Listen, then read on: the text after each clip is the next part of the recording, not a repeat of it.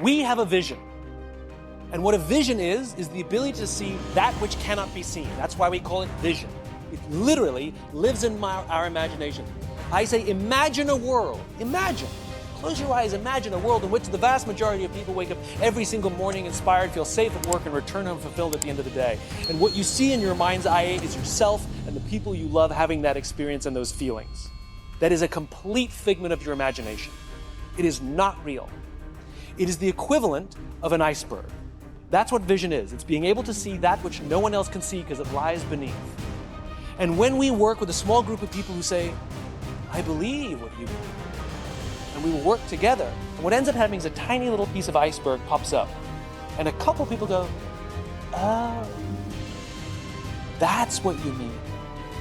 Yeah, I'm in. And they join in, and a little more iceberg shows up, and a little more iceberg shows up. And before you know it, everybody goes, it's amazing what you're doing. And you'll say, tip of the iceberg. And the iceberg is huge, and people say, look at all the success you've had. And you'll say, tip of the iceberg. Because that's what it means to wake up every single day to advance a cause. It means that we devote our lives to building that which has not been built, to advancing what has not been advanced, to showing that which is not seen, and not obsessing with the successes we've had and how much iceberg is above the ocean, but how much more work we have to do. And it all started with a tiny little bit of ice sticking above the ocean. A why comes from the past. It's an origin story. As an individual, our personal why it's our birthright. Every single person has one, and there's only one, and it is born out of how we were raised and the values that were instilled in us that made us who we are. And the rest of our lives offer us an opportunity to live in balance with our why or not.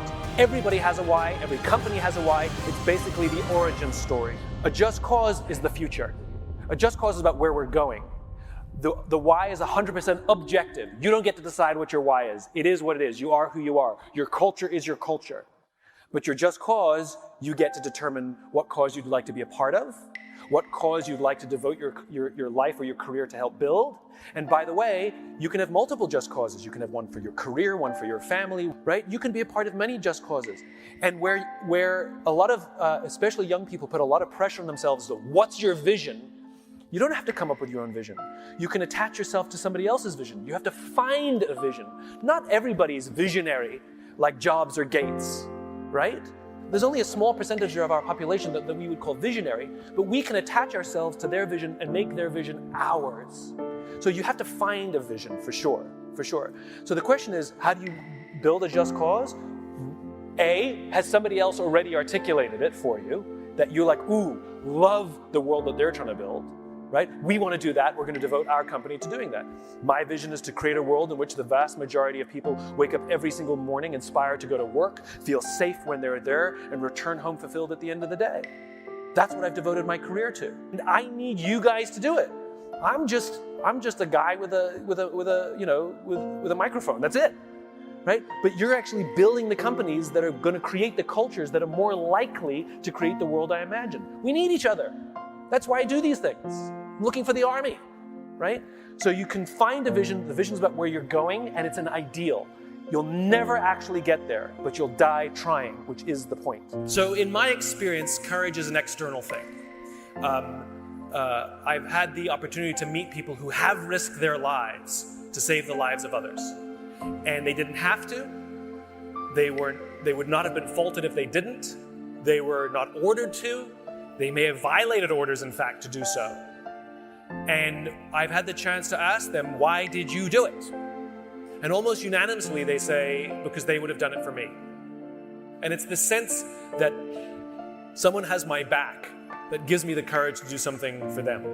You know, if you're a world famous tightrope walker and you wanted to try a brand new death-defying act for the first time, you're going to do it with a net. It's not your ability that gave you the courage, even though you're really good at it. It's the net. It's this external thing that gave you the courage, and you build it.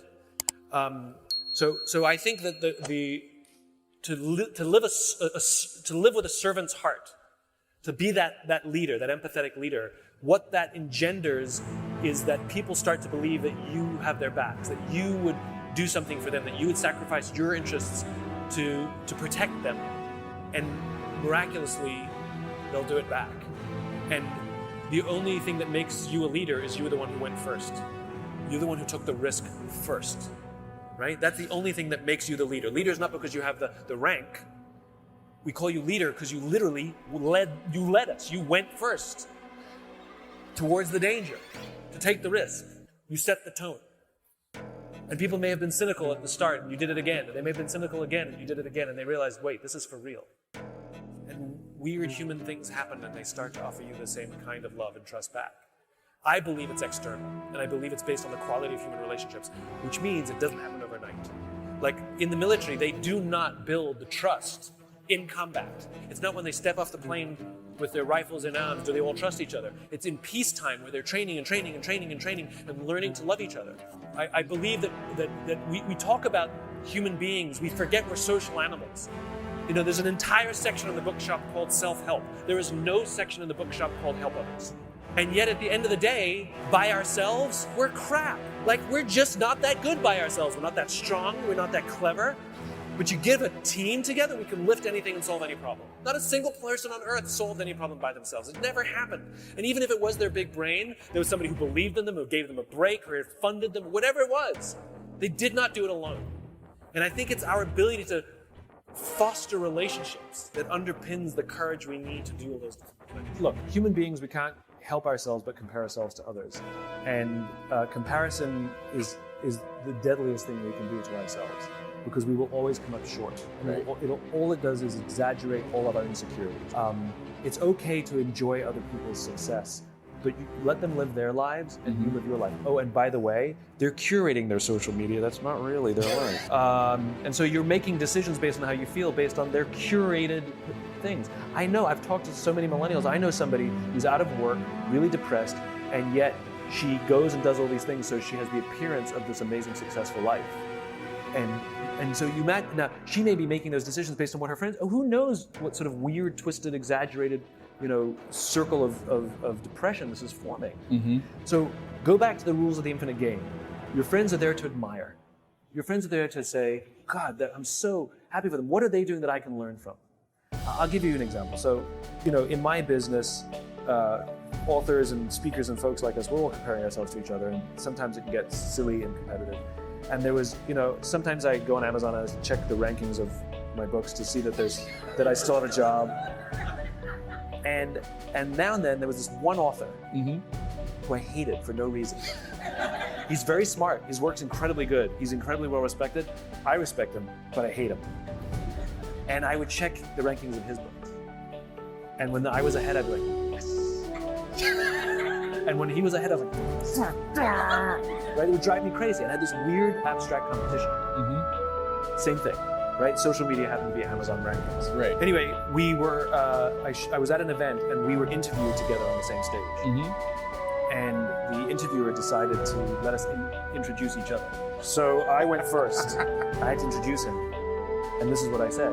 I looked at him and I said, you make me very insecure.